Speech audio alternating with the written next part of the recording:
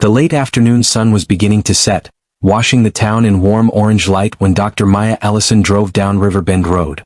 She had just finished a long day at the community center, where she volunteered twice a week to help young students with college applications.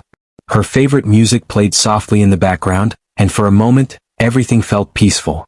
She didn't know that this quiet drive would turn into one of the most stressful moments of her life. As she approached a stop sign, Maya noticed a police car parked on the side of the road. It wasn't unusual to see one there, but something about the way the officer inside stared at her car made her uneasy. She looked at her speed. She wasn't speeding. Her seatbelt was on. Her taillights worked. She had nothing to worry about, she reminded herself. Still, that heavy feeling stayed in her chest. The police car pulled out slowly, following her for several seconds. Then suddenly the flashing red and blue lights came on. The loud siren broke the quiet air. Maya felt her heart jump. She quickly turned on her blinker and pulled over to the side of the road, stopping carefully. Her hands rested on the steering wheel as she took a deep breath. She had been taught since she was young how to handle situations like this. Move slowly, stay calm, keep your hands visible. Even though she hadn't done anything wrong, she still felt nervous. In her rearview mirror, she saw the officer step out of the car. He walked with heavy, confident steps, shoulders stiff, chin raised as if he wanted to show power before saying a single word. His name, she didn't yet know, was Officer Randall Pierce. To many people in town, he was known for his unfriendly behavior, especially during traffic stops involving black drivers. Some had even filed complaints before, but nothing had ever been done. To him, this was just another stop. To Maya, it was already feeling wrong. Randall approached the car slowly, letting each step echo his authority. Maya lowered her window halfway and kept her hands where he could see them. "License and registration," he said, not even offering a greeting or explaining the reason for the stop. Maya gave him a polite smile. "Of course, officer. May I ask why I was pulled over?" Randall didn't answer her question. Instead, he narrowed his eyes as if her calmness annoyed him. "License," he repeated, louder this time, as though he was talking to someone hard of hearing or someone he didn't respect. Trying not to let his tone bother her, Maya reached slowly for her bag sitting in the passenger seat. She moved in clear, careful motions, showing she wasn't hiding anything. "I'm going to take out my wallet now," she said gently, making sure he heard every word. Randall watched her suspiciously, one hand resting on his belt near his holster. When she handed him her ID, he snatched it quickly, glancing at it for barely a second before his expression shifted into irritation. "This looks fake," he said sharply. Maya blinked, confused. "Fake? No, sir, that's my real identification." Randall shook his head, already convinced of his own assumption. "I've seen enough fake IDs to know one when I see one. Don't play games with me." A wave of disbelief washed over Maya. She had never been accused of something like this in her life. Her ID was official, government-issued. She used it daily. But she could tell by the officer's tone that he wasn't interested in listening. "Officer, please," she said softly, still trying to remain respectful. "I'm telling the truth." Randall's jaw tightened. He didn't care who she was or what she was saying. In his mind, he had already decided she was a problem. He leaned closer to her window, his voice low and challenging. "What exactly are you doing in this neighborhood?" he asked. That question hit her harder than she expected. She lived 10 minutes away. She worked in the same town. But she knew what he really meant. She had heard the same question asked in 100 different ways throughout her life. "I'm just heading home from work," she answered calmly. Randall didn't respond. Instead, he stepped away as if her answer wasn't good enough.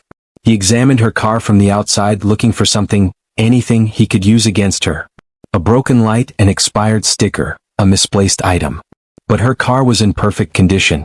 Maya watched him through the mirror with a sinking feeling. This wasn't a normal traffic stop. It wasn't about safety. It was about something else entirely, something she had experienced before but hoped she'd never have to face again. When Randall returned to her window, his posture was even more rigid. His eyes had a coldness in them that made her stomach twist. She didn't know what he would do next, but she could feel that this situation was about to take a much darker turn. And all she could do was stay calm, breathe, and hope the truth, her truth, would eventually be seen. The moment Officer Randall walked back to Maya's window, the air felt heavier, as if the world itself was holding its breath. Maya kept her hands on the steering wheel, fingers slightly trembling even though she tried her best to stay calm.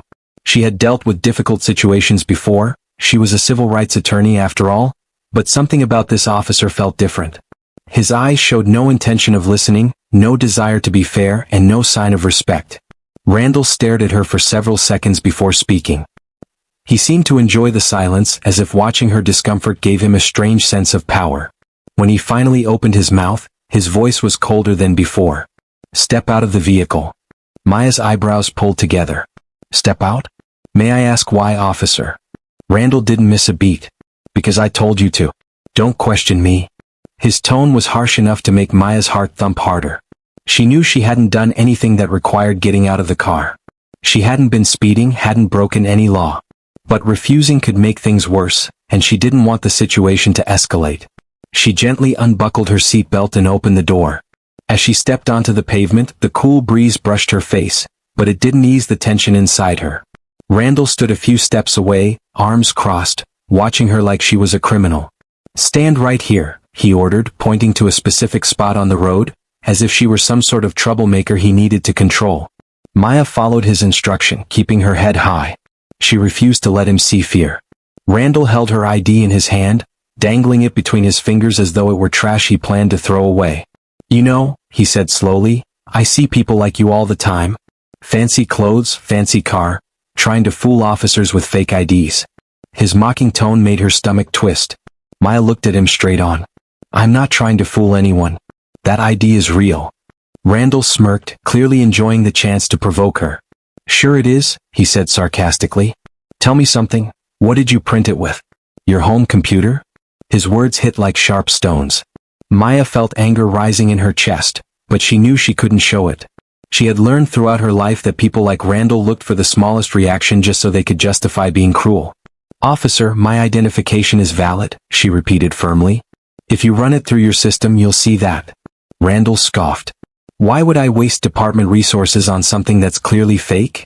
Maya blinked, stunned by the logic, or lack of it. What kind of officer refuses to verify an ID? But she could tell this wasn't about rules or protocol. It was about ego. It was about prejudice. It was about control. "Please," Maya said, her voice steady, "I haven't done anything wrong." Randall stepped closer, his face inches from hers. His breath carried the scent of coffee and bitterness. "You don't tell me what you've done wrong," he said. "I decide that." For the first time, fear crept into Maya's chest, not because she felt guilty, but because she realized Randall wasn't thinking clearly. He wasn't behaving like a protector of the law. He was behaving like a man looking for someone to dominate. Suddenly, he held up her ID between two fingers. The small plastic card glinted under the fading sunlight. Maya's eyes widened, thinking he might finally examine it properly. But he didn't. Instead, a cruel smile spread across his face. He reached into his pocket and pulled out a small silver lighter. Maya's heart dropped. "No," she whispered under her breath. Randall flicked the lighter open, a small flame dancing dangerously close to the corner of her ID. "Maybe this will stop you from using fake IDs around town," he said, voice dripping with sarcasm. "Officer, please don't." Maya stepped forward instinctively, but Randall put his hand out, blocking her. "Stay back," he snapped. She could only watch helplessly as he brought the flame closer and closer to the card. The edges curled almost immediately. The plastic began to melt, darkening, twisting, burning. Maya felt her chest tighten painfully. That ID wasn't just a piece of plastic. It represented her career, her identity, her hard work, her life. And watching it disappear in flames because of someone's prejudice was like watching a piece of herself burn. Randall dropped the charred remains onto the road and stomped on them with his boot. "There," he said, dusting off his hands as if he had done something heroic. "Problem solved." Maya stared at the ashes, unable to speak for a moment. The shock was overwhelming, but beneath it, something stronger began to form. A deep, burning determination. He had no idea who she was. He had no idea what he had just done. And he certainly had no idea what consequences were coming. But he would. Very soon. For several seconds after Officer Randall crushed the burned remains of Maya's ID beneath his boot, the world around her felt completely silent. Not the peaceful kind of silence, but the kind that fills a person's ears when shock hits so hard that even the air seems to pause.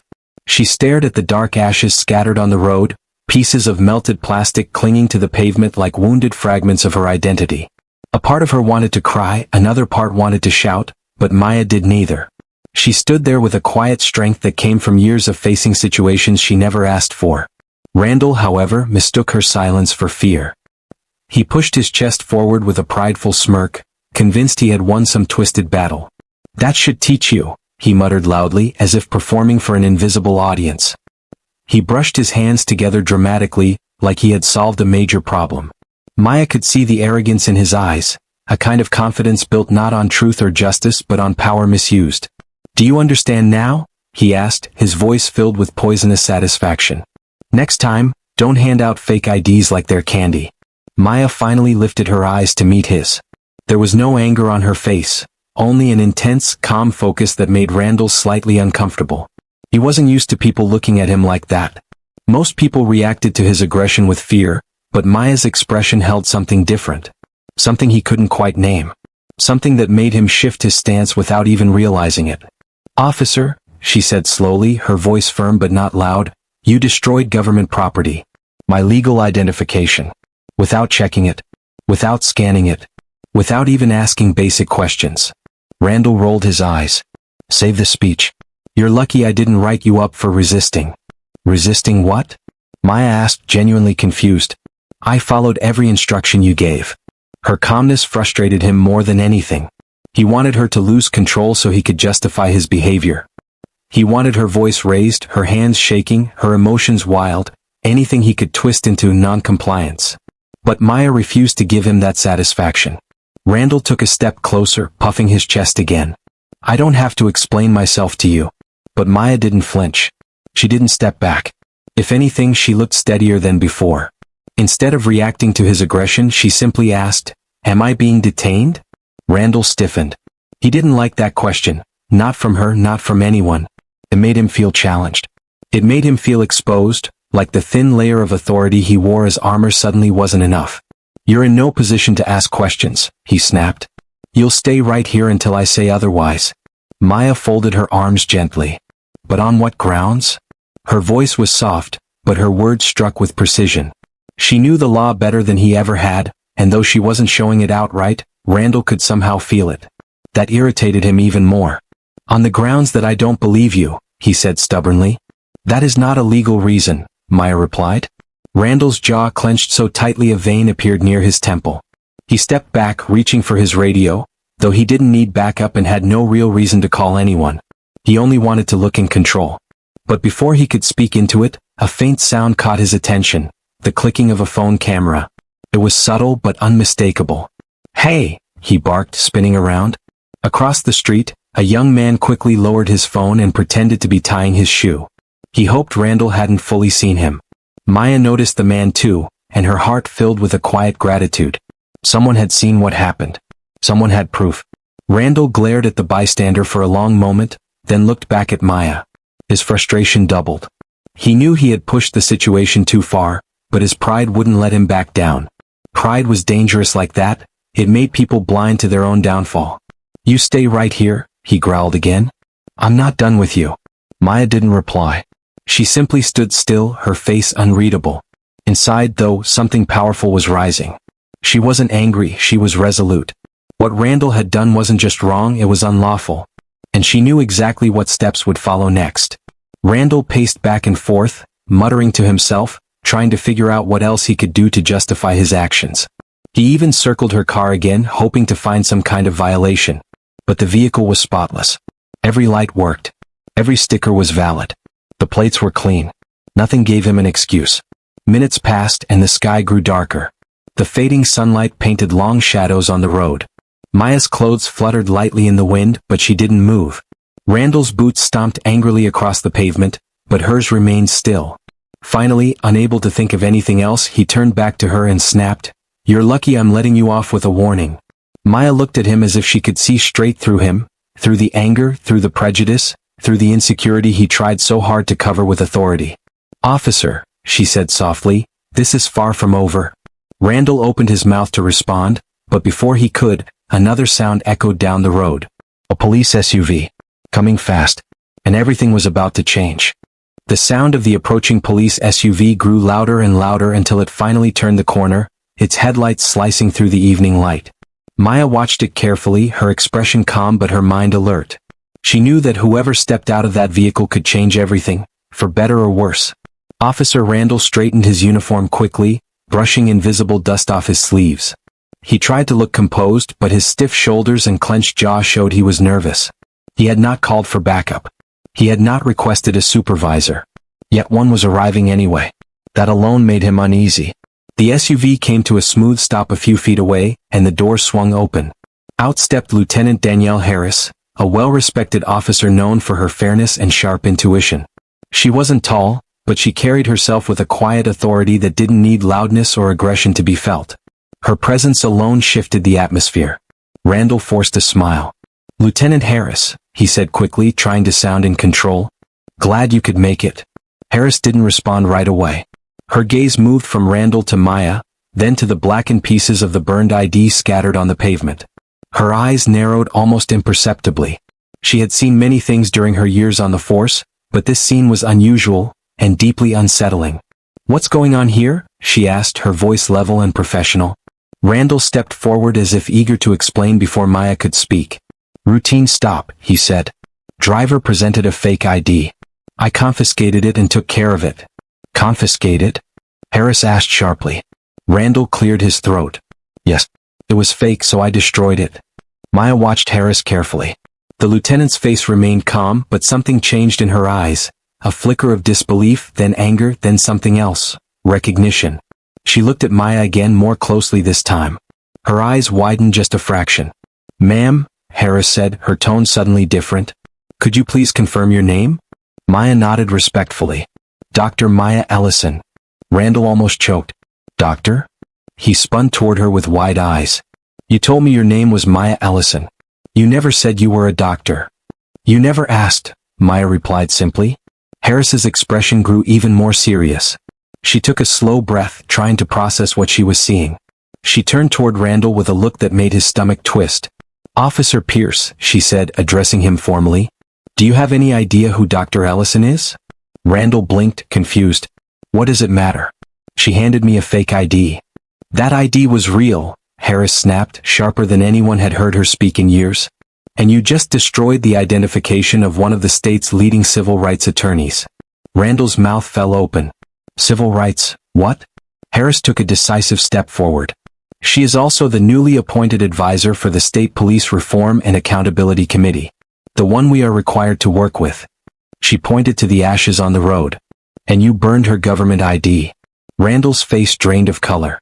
He opened his mouth, closed it, opened it again, like a man drowning in his own panic. Harris, she didn't say that. She didn't tell me." "She didn't have to," Harris replied coldly. "Your job was to verify, not destroy." Maya stayed silent, watching everything through calm, steady eyes. Inside, her heart ached, not with anger but with disappointment. She wished situations like this didn't happen. She wished people didn't have to fight for respect they already deserved. Harris turned back to Maya, her voice gentle. "Dr. Ellison, I am so deeply sorry for this. This should never have happened. I will make sure every step is taken to correct this." Maya nodded. "Thank you, Lieutenant." But before Harris could say more, another voice cut through the air. "Hey, I got it all on video." Both officers turned.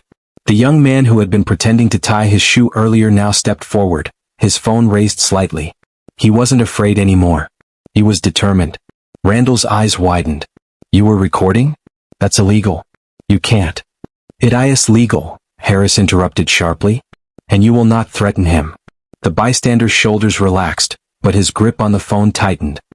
He walked toward Maya with confidence. "I recorded everything," he said. "From the moment he accused you to the moment he burned your ID. I didn't know who you were at first, but I knew it was wrong."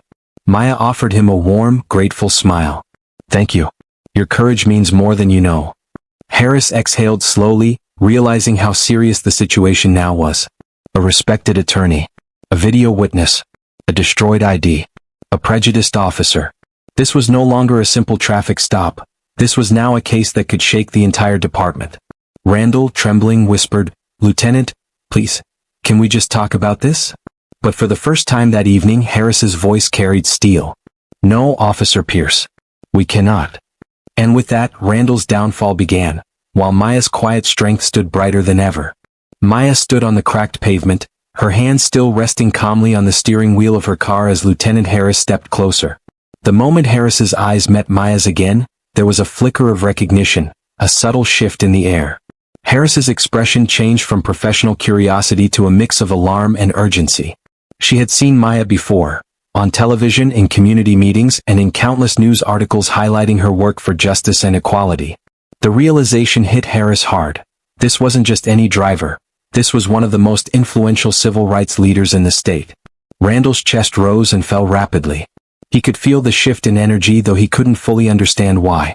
Harris looked at him with an intensity he had never experienced before, a stare that carried authority and disappointment in equal measure. "Officer Pierce," she said slowly, her voice steady but full of warning, "do you know who you've been speaking to?" Randall blinked, confused.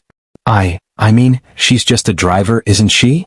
"No," Harris replied firmly. "She is Dr. Maya Ellison, the civil rights attorney who has been working on police reform in this state. She advises the very department you serve. And you just destroyed her government-issued ID." Her words cut sharply through the tense air. Maya stayed silent, calm and composed, though inside, a quiet satisfaction began to rise.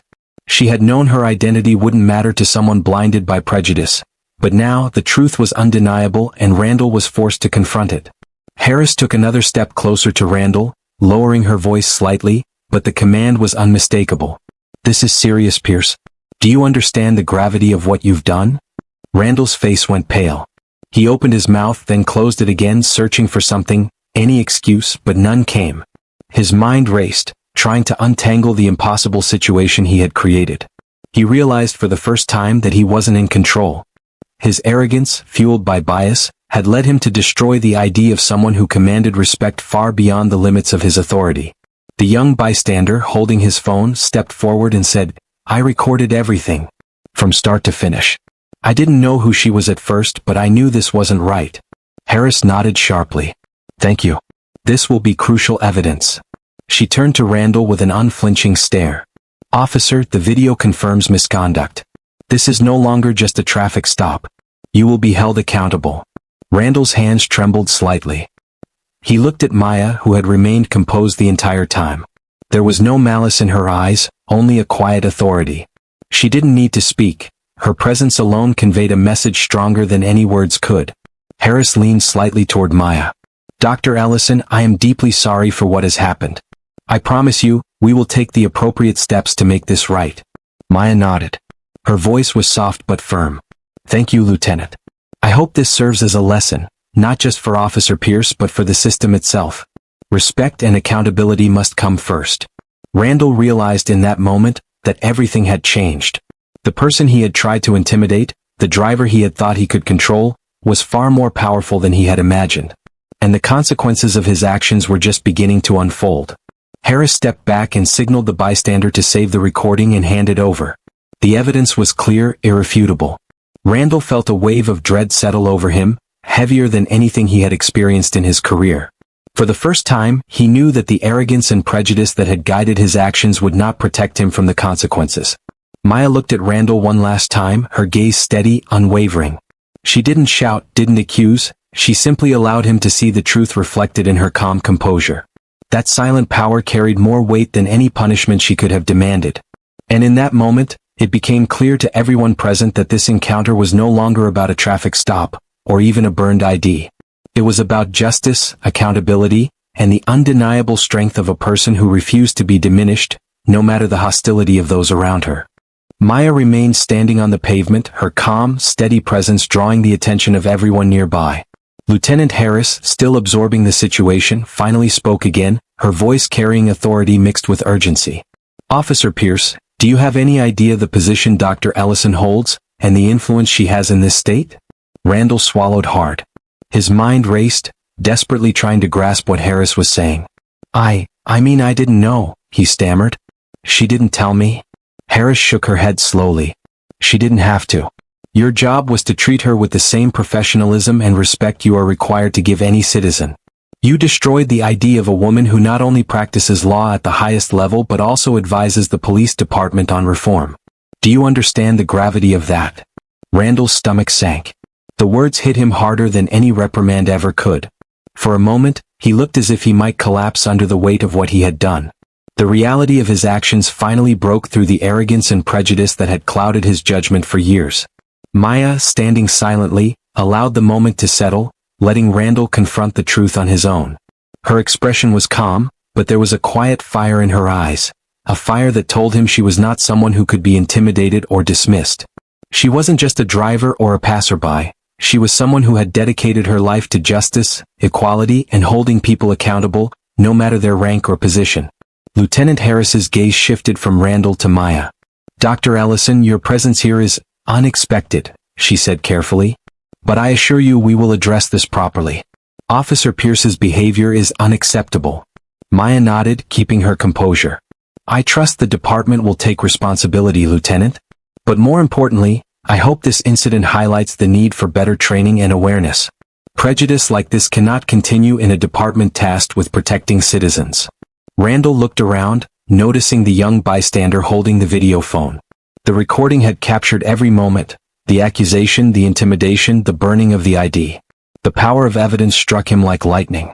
He could no longer control the narrative. His actions, which had felt justified moments ago, now felt like chains tightening around him. Harris signaled the bystander to come forward and hand over the phone. "This video," she said firmly, "will be used in the internal investigation. Officer Pierce, you will be held accountable, and I assure you there will be consequences." Maya's eyes briefly met Randall's. There was no anger there, only clarity. She didn't need to yell or scream to make him understand what he had done wrong. Her presence, her dignity, and her unwavering calm communicated everything he needed to know. The realization hit him fully. He had underestimated her, underestimated the law, and underestimated the very system he had sworn to uphold. For the first time, Randall felt vulnerable. His ego, built over years of assuming authority and power over others, had crumbled in a matter of minutes. He now stood facing a woman who not only knew her rights but had devoted her life to defending the rights of others. And he knew deep down that his actions were inexcusable. Harris turned back to Maya. "I will personally ensure that this incident is investigated thoroughly. Officer Pierce's conduct will be reviewed, and I promise appropriate action will be taken." Maya offered a small, respectful nod. "Thank you, Lieutenant. I hope this becomes a turning point not just for me but for the department as a whole. Accountability is the first step toward meaningful change." Randall could barely speak. The weight of realization pressed down on him like a physical force. He had thought he was in control of the situation, that his authority would go unquestioned. Now he understood that authority without fairness, without respect, without accountability, was meaningless. As Maya prepared to return to her car, the young bystander approached her, still holding the phone. "Do you want me to turn this over to the department?" he asked nervously. Maya smiled faintly. "Yes, thank you. What you've done here matters." Randall watched everything in silence, his ego shattered, his pride wounded, and his understanding of the real consequences just beginning to sink in. For the first time in his career he felt powerless, and it was entirely his own doing. The air seemed heavier now, charged with the weight of truth and justice. What had begun as a routine traffic stop had transformed into a powerful lesson about accountability, bias, and the consequences of underestimating someone whose life was devoted to doing what was right. And as Maya stepped back into her car, ready to leave the scene with dignity intact, Randall realized that this moment would haunt him forever. Not because she sought revenge but because the truth, clear, undeniable, and unyielding, was now a part of him, a weight he could never escape. The moment Maya stepped back into her car, the tension in the air didn't dissipate, it thickened. Officer Randall Pierce remained frozen, staring at the burned fragments of the ID and at the young bystander who now held the video evidence like a shield against injustice. The reality of what had just happened began to sink in for everyone on the scene, but especially for Randall. For the first time, he wasn't just facing a frustrated citizen. He was facing undeniable proof of his misconduct and a woman whose influence extended far beyond his understanding. Within minutes, the video recording began circulating. The bystander, cautious but determined, shared it with local authorities and news outlets. In today's digital age, moments like this rarely stay hidden. The scene, which had unfolded on an ordinary street during an ordinary evening, quickly turned into something extraordinary. The footage captured not only the burning of Maya's ID but also the arrogance and prejudice in Randall's behavior. People were shocked by the audacity, the cruelty, and the lack of professionalism he had displayed. As the story spread online, it wasn't just the public who reacted. The police department's internal affairs division moved swiftly. Emails, phone calls, and messages flooded the station. The supervisors and top-ranking officials, who had initially been unaware of the incident, now faced undeniable proof of misconduct. Officer Pierce's actions were no longer something that could be overlooked. His reputation, built over years of routine stops and casual authority, began crumbling in the span of hours. The pressure mounted quickly. The lieutenant who had witnessed the event firsthand submitted her report with urgency, highlighting the gravity of the situation and emphasizing the involvement of Dr. Maya Allison, a prominent civil rights attorney. Internal Affairs immediately initiated an investigation, suspending Randall pending a full review. The word suspension felt like a small mercy to the public, but for Randall, it was a devastating blow.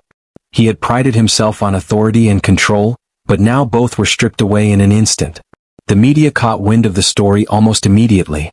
Headlines screamed across news websites, "Officer Burns' ID of civil rights attorney faces backlash," and "Traffic stop turns into department scandal." Social media exploded with comments, videos, and debates. People expressed outrage, disbelief, and support for Maya, praising her composure and courage. The story became a viral sensation within hours. Meanwhile, Maya remained calm. She did not seek revenge or shout accusations. She allowed the system, the evidence, and public scrutiny to hold Randall accountable. Her focus was not on personal vengeance, it was on ensuring justice and accountability, not just for herself, but for every person who could face similar prejudice. She knew that the viral video and the attention it had drawn would force the department to act, and that truth and evidence were far more powerful than anger. Randall, isolated and humiliated, finally realized the full extent of his mistake.